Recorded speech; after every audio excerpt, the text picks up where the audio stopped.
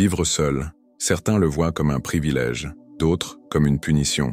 Mais en vérité, c'est un test, un jugement silencieux, pas devant un tribunal, devant toi-même. Quand tu es seul, il n'y a plus d'alibi, plus de témoins, plus personne pour porter la faute de ton chaos. Tu es ton propre roi, et parfois, ton propre bourreau. La liberté, c'est ce que tout homme réclame. Mais peu d'entre eux comprennent qu'elle n'est pas gratuite. Elle exige un prix, et ce prix, c'est la discipline. Vivre seul, c'est comme naviguer en pleine mer. La liberté est le vent dans les voiles, mais sans main ferme sur le gouvernail, le navire chavire, et l'homme coule. Regarde autour de toi, combien d'hommes vivent seuls, et sombres, pas dans le drame. Non, ils coulent lentement, par abandon, par faiblesse, par oubli de leur propre feu. Tu veux être libre? Alors sois prêt à commander, à diriger chaque instant, car sans direction, tu n'as pas une vie, tu as une dérive. Sans discipline, ta liberté devient un poison lent. Sans structure, le silence devient un piège. Sans but, tu deviens l'ombre de toi-même. Mais aujourd'hui, on va tout changer. Dans cette vidéo, je vais te révéler les 12 erreurs fatales que commettent les hommes qui vivent seuls. Des erreurs qui dévorent l'âme, qui te volent ta virilité, ta clarté, ta puissance. Et surtout, je vais te donner les armes, des stratégies brutales, des rituels de force, des vérités qu'aucun homme faible ne peut supporter. Ce ne sont pas des conseils doux, ce sont des ordres, des cris venus des champs de bataille du passé, des leçons que j'ai apprises dans le feu, dans le sang, dans le silence. Si tu veux vivre comme un loup solitaire, que ce soit comme un alpha, un homme que même le silence respecte, un homme dont la solitude n'est pas une fuite, mais une déclaration de guerre, reste jusqu'au bout, car ce que tu vas entendre peut transformer ta solitude en royaume. Maintenant, entre dans l'arène, et que commence la vraie bataille. Prêt à passer à l'erreur 1, habiter une tombe vivante? 1. Habiter une tombe vivante. Maison sale, esprit sale. Tu crois peut-être que le désordre chez toi n'est qu'un détail. Un peu de vaisselle ici, du linge jeté là, un sol qu'on balayera un jour. Mais écoute très attentivement. Un homme qui tolère le chaos dans son foyer, tolère déjà le chaos dans sa tête. Et celui qui tolère le chaos dans sa tête, accepte la défaite avant même d'avoir combattu. Un chez-toi négligé n'est pas neutre. C'est un message silencieux que tu envoies à ton propre esprit. Je ne vaux pas mieux que ça. Et ton cerveau, ce traître loyal, s'adapte à ce message. Il baisse la garde, il réduit l'ambition, il accepte la médiocrité. La neuroscientifique Lisa Feldman Barrett l'a prouvé. Notre cerveau ne se contente pas d'observer notre environnement. Il s'y conforme, il le copie, il s'y soumet. Alors dis-moi, que dit ton environnement actuel sur l'homme que tu es, ou sur l'homme que tu es en train de devenir? Si ton foyer est une décharge, ton inconscient croit que c'est normal. Et dans ce marais de négligence, la procrastination se multiplie, la flemme devient loi, l'apathie devient habitude. Tu veux changer ta vie? Commence par balayer ton sol, pas parce que c'est propre, mais parce que c'est une déclaration de puissance. Chaque objet mal placé est un ennemi sur ton territoire. Élimine-le, organise-le, fais de ton espace un sanctuaire, une base d'opération, un camp de guerre, rien de luxueux, rien de décoratif, juste de l'ordre, de la domination, de la maîtrise. Même un trône vieux de 100 ans mérite un sol propre, parce que ce n'est pas l'or qui fait le roi, c'est le respect qu'il exige, de lui-même, avant tout. Tu vis seul? Très bien. Alors ton royaume, c'est ta maison. Et un roi sans royaume propre n'est qu'un vagabond avec une couronne en carton. 2. Manger comme un esclave, vivre comme un faible. Ce que tu mets dans ta bouche n'est pas anodin. Ce n'est pas juste une question de calories ou de goût. C'est un pacte que tu signes avec ton corps et avec ton esprit. Un guerrier ne mange pas pour se distraire. Il mange pour se préparer à la guerre. Chaque repas est un rituel, un acte de stratégie, un test de souveraineté. Mais aujourd'hui, beaucoup d'hommes se nourrissent comme des bêtes domestiquées. Ils engloutissent ce que la machine leur sert, sans réfléchir, sans respect, sans contrôle. Ils avalent pour oublier, pour se remplir, pour se fuir. Les aliments ultra transformés ne te nourrissent pas. Ils t'endorment, ils te corrompent, ils t'arrachent ta vitalité, ton feu, ta clarté. L'université de Cambridge l'a démontré. Ceux qui s'alimentent avec des produits industriels souffrent davantage de fatigue mentale, d'irritabilité, de désespoir. Ton corps sent la décadence, et ton esprit la suit. Tu crois que c'est normal de manquer d'énergie, de motivation, d'élan? Ce n'est pas l'âge, ce n'est pas la société, c'est ce que tu choisis de mettre dans ton sang. Alors pose-toi cette question brutale. Est-ce que ce que tu manges te prépare à l'attaque ou à l'abattoir? Cuisiner, ce n'est pas une corvée, c'est un acte de domination, un rappel que tu es maître de ton feu, de ta chair, de ton destin.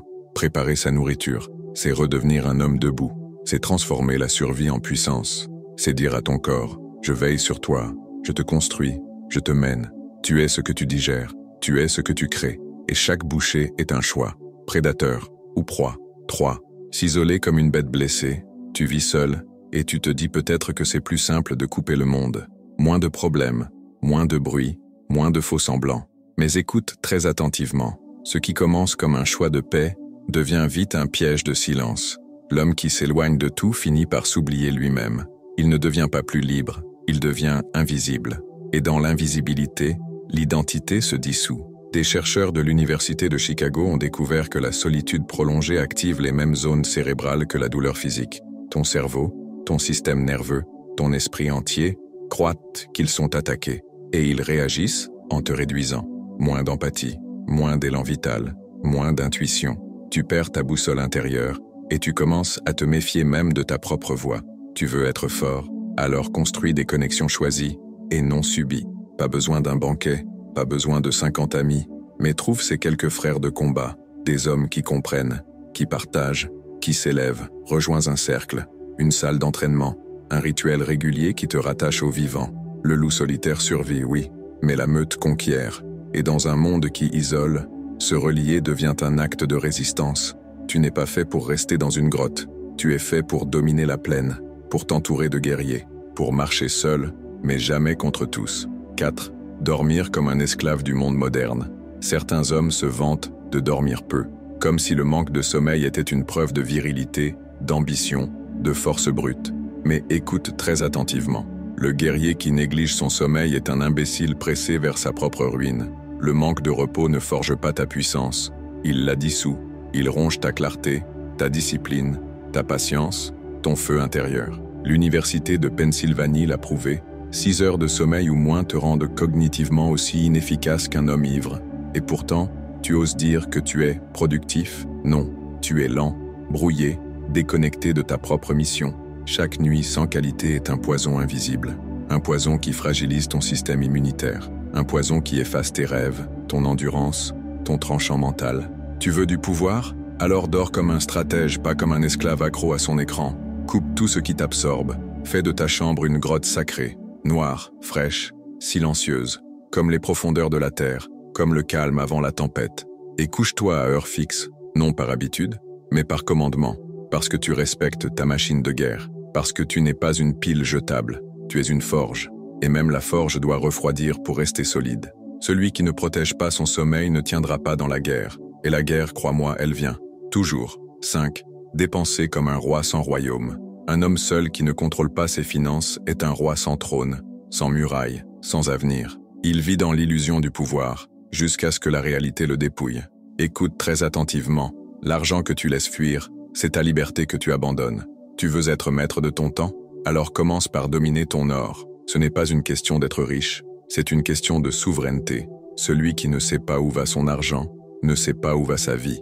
L'effet Diderot, en psychologie comportementale, le montre clairement. Un seul achat inutile déclenche souvent une cascade de décisions irrationnelles. Tu achètes un objet pour te sentir mieux, puis un autre, puis encore un, et à la fin, ce n'est plus toi qui possèdes tes biens, ce sont tes biens qui te possèdent. Tu remplis ton vide intérieur avec des choses, mais le vide ne se comble pas avec de la consommation, il se comble avec de la direction, de la construction, de la conquête. Paye-toi en premier, investis dans ta force, mets ton argent au service de ta mission, pas de ton confort immédiat.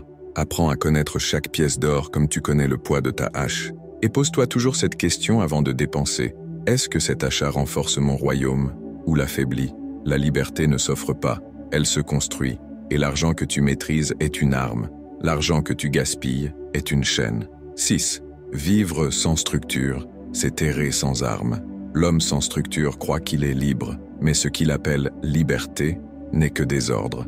Il se lève quand il veut, mange quand il peut, agit quand il y pense. Et chaque jour ressemble à une dérive de plus. Écoute très attentivement. L'absence de structure n'est pas une absence de règles. C'est une règle par défaut, une soumission à la facilité, une abdication de pouvoir. Ton cerveau n'est pas une boussole automatique. Il fatigue vite, il se perd dans les choix futiles. Et quand tu passes ta journée à improviser, tu arrives vidé sans avoir combattu. C'est ce qu'on appelle la fatigue décisionnelle. Chaque décision inutile ronge ta volonté. Et à la fin, tu n'as plus de force pour ce qui compte vraiment. Mais un homme structuré, lui, entre dans la journée comme un guerrier entre dans la bataille. Il sait où il frappe, il sait pourquoi, il sait quand. Tu veux reprendre le contrôle? Alors planifie ta veille au soir. Crée des rituels, pas des routines molles, des actes sacrés, quotidiens. Lève-toi à heure fixe, entraîne ton corps, nourris ton esprit, avance dans ta mission et choisis une heure sacrée, une heure inviolable, dédiée à ta conquête personnelle. C'est là que tu bâtis ton empire, dans la répétition, dans la régularité, dans la rigueur. La discipline ne te rend pas rigide, elle te libère, car un homme qui se tient lui-même n'a plus besoin d'être tenu par d'autres. 7. Vivre sans but, c'est respirer sans âme. Tu respires? Oui, mais pourquoi? Pourquoi te lèves-tu chaque matin? Pourquoi manges-tu? T'habilles-tu? Continues-tu? Écoute très attentivement.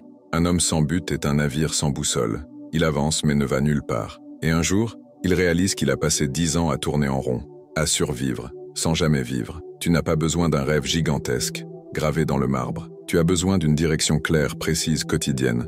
Une mission, même petite, mais ancrée, viscérale. C'est le but qui donne un sens à la souffrance. C'est la mission qui transforme l'effort en ascension. C'est la clarté qui transforme chaque jour en entraînement vers quelque chose de plus grand. Les hommes perdus n'ont pas de repères. Alors ils se distraient. Ils fuient dans les écrans, les habitudes, les excuses. Et ils appellent ça « vivre seul ». Non, ils végètent.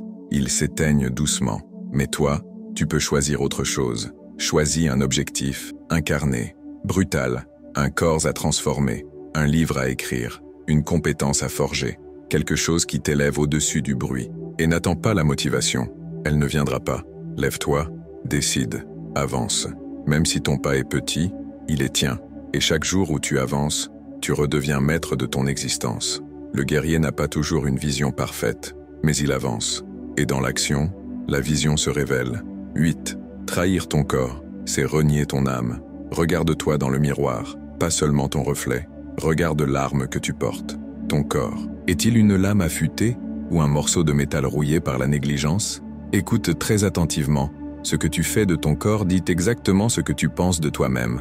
Chaque muscle oublié, chaque articulation douloureuse, chaque souffle court, tout cela crie ton abandon, ton oubli, ton renoncement. Tu crois que bouger, s'entraîner, c'est pour les esthètes, les narcissiques, les jeunes? Faux, c'est pour les survivants. C'est pour ceux qui veulent régner, pas subir. C'est pour ceux qui ont compris que leur chair est leur véhicule vers la conquête. Une étude publiée dans le Journal of Psychiatric Research est sans appel. L'exercice physique régulier est aussi puissant que les antidépresseurs. Pourquoi? Parce qu'il réactive ton feu, il relie ton corps à ton esprit, il te réveille. Chaque séance d'effort est un acte de résistance, un crachat à la face de la passivité, un poing levé contre la mort lente. Bouge, même dans la douleur, surtout dans la douleur. Cours, frappe, soulève, lutte. Ce n'est pas une question de performance, c'est une question d'engagement. Ton corps est ton allié, ton temple, ton bouclier. Et si tu le trahis, ne t'étonne pas que ton âme te quitte. Redresse-toi, frappe du pied et reprends possession de ta puissance physique. Car un corps faible ne peut porter une âme forte. Et toi, tu n'es pas né pour ramper, tu es né pour imposer ta présence. 9. Négliger ton évolution, c'est pourrir vivant. Un homme qui ne grandit plus n'est pas en pause. Il est en déclin. Il n'attend pas la bonne opportunité. Il s'enterre lentement dans l'oubli. Et le pire, c'est qu'il appelle ça stabilité. Écoute très attentivement. Tu grandis ou tu meurs. Il n'y a pas de zone grise. Chaque jour où tu refuses d'apprendre, de te confronter, de t'élever, tu laisses ton esprit se ramollir, ton caractère s'effacer. Tu crois que tu vas rester le même? Non, tu vas régresser. Car tout ce qui n'évolue pas se désintègre. Ce que tu lis, ce que tu écoutes, ce que tu affrontes, tout cela te sculpte ou t'efface. Et plus tu t'enfermes dans le confort, plus tu deviens un esclave du connu. Mais le connu ne te rendra jamais puissant. Tu veux retrouver ta flamme? Plonge dans ce qui te dérange. Lis ce que tu n'oses pas. Entends des idées qui t'agressent. Affronte des situations qui te tordent, te frottent, te révèlent. Expose-toi à la critique, à l'inconnu, à l'inconfort. C'est là, et uniquement là, que tu redeviens vivant. Ne cherche pas la motivation, cherche la transformation, et elle ne viendra pas par hasard. Elle viendra par le feu, par les livres, les défis, les erreurs assumées, car l'homme qui refuse de se confronter à son ignorance refuse aussi de devenir maître de lui-même, et un esprit immobile devient terre morte. 10. Être esclave de la technologie, c'est vendre ton attention pour rien. Ton téléphone vibre, une notification, un message, un fil à tirer, et tu crois que tu peux gérer, que tu gardes le contrôle. Mais écoute très attentivement. Chaque glissement de doigt, chaque scroll, chaque ouverture d'application, c'est une goutte de ton attention qui s'évapore, une goutte de ton pouvoir. Ce n'est pas juste une distraction, c'est une dévotion. Tu pries devant un écran, et ce que tu sacrifies, c'est ta présence. L'effet Zeigarnik le démontre. Chaque tâche inachevée reste active dans ton esprit. Or les réseaux sociaux, les messages, les flux constants t'imposent des centaines de boucles ouvertes. Résultat, ton esprit devient un champ de bataille sans soldats, dispersé, fragmenté, inefficace. Et pendant que tu consumes ton feu sur TikTok ou Instagram, ta mission, elle, t'attend dans le froid. Ta discipline, elle, crie dans le vide. Tu crois que c'est anodin, que tu peux reprendre quand tu veux? Non, tu es déjà capturé. Et le pire, c'est que tu t'y es jeté toi-même. Tu veux redevenir maître? Déconnecte-toi à heure fixe. Crée des zones sans écran. Lis, marcher, respire. Fais revenir ton esprit dans ton corps. Car l'attention, c'est la nouvelle monnaie du pouvoir. Et celui qui contrôle ton attention, contrôle ton âme. Le guerrier moderne ne porte pas seulement une épée. Il porte un esprit clair. Et un esprit clair ne tolère pas la dispersion. 11. Se plaindre, c'est s'empoisonner à petit feu. Les mots que tu prononces forgent le monde que tu habites. Et chaque plainte, chaque soupir de victimisation, chaque justification est une morsure de venin que tu t'injectes toi-même. Écoute très attentivement. Te plaindre, c'est dire à la vie « je suis impuissant ». C'est renier ta capacité d'agir. C'est trahir ton feu intérieur. Tu crois que la plainte soulage? Non. Elle entretient la douleur. Elle la rend confortable, légitime, permanente. La psychologie parle de locus de contrôle. Ceux qui réussissent, ceux qui avancent, ceux qui dominent, sont ceux qui prennent tout sur eux, même ceux qu'ils n'ont pas causé, parce qu'ils savent que tant qu'ils pointent le doigt, ils n'ont pas la main sur l'épée. Un homme fort ne nie pas ses difficultés. Il les regarde, il les jauge, et il agit, pas demain, pas quand il sera motivé, mais maintenant, parce que l'action guérit, parce que le mouvement détruit la plainte. Ne demande plus pourquoi moi, demande qu'est-ce que je vais faire de ça. Chaque obstacle devient un test, chaque injustice, une forge, chaque coup, un appel. La plainte est une langue que parlent les vaincus. Toi, parle la langue des bâtisseurs, des conquérants, des silencieux qui agissent. Le monde n'a pas besoin d'une autre voix plaintive. Il a besoin d'un homme debout qui transforme sa colère en conquête. 12. Ignorer tes habitudes, c'est nourrir l'ennemi intérieur. Tu penses que ce sont les grandes décisions qui sculptent ta vie? Faux. Ce sont les petits gestes, répétés dans l'ombre, qui bâtissent ou détruisent ton royaume. Écoute très attentivement. Tes habitudes sont des ordres que tu te donnes à toi-même. Et si tu les ignores, tu laisses les clés de ton esprit à l'ennemi invisible, la négligence. Tu ne te transformes pas en changeant une fois, tu te transformes en répétant encore et encore ce qui renforce ton feu ou ce qui l'éteint. James Clear, auteur de Atomic Habits, l'a démontré. Les micro-actions façonnent ton identité. Ce n'est pas le jour où tu lis un livre qui compte, c'est le fait que tu sois devenu un lecteur, pas le jour où tu t'entraînes, mais le fait que tu ne passes plus une journée sans mouvement. L'homme libre n'est pas celui qui agit au hasard, c'est celui qui a façonné ses habitudes pour que la puissance devienne sa norme. Rends les bonnes habitudes inévitables, prépare ton environnement, protège tes rituels et rends les mauvaises insupportables. Élimine les déclencheurs, brise le cercle. Chaque jour, tu renforces une armée, soit celle de la maîtrise, soit celle du sabotage. Tu es ce que tu répètes, pas dans tes intentions, dans tes actions, encore et encore. Et aujourd'hui, si tu veux forger un destin digne de ton sang, commence par observer ce que tu répètes en silence. Eh bien, je t'ai montré 12 erreurs, 12 pièges, 12 chaînes que beaucoup portent sans même s'en rendre compte. Mais toi, maintenant tu sais que vivre seul n'est pas un simple état, c'est un champ de bataille, une forge où chaque jour, tu décides de te construire ou de t'effondrer.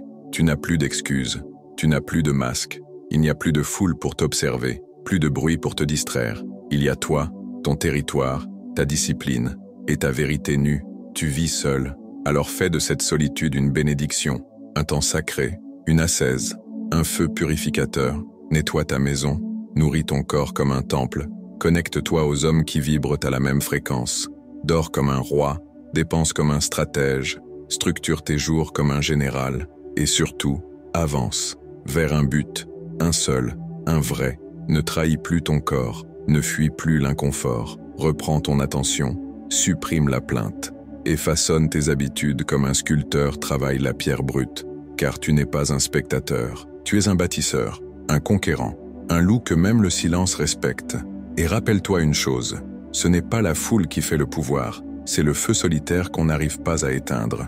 Commente « loup solitaire » si ces mots résonnent avec ton cœur, si tu as compris que ta solitude est ton appel à la grandeur. Et surtout, agis, pas demain, pas quand ce sera plus facile, mais maintenant. Car la victoire ne revient pas à celui qui attend, elle sourit à celui qui se lève, se forge et marche, seul mais invincible.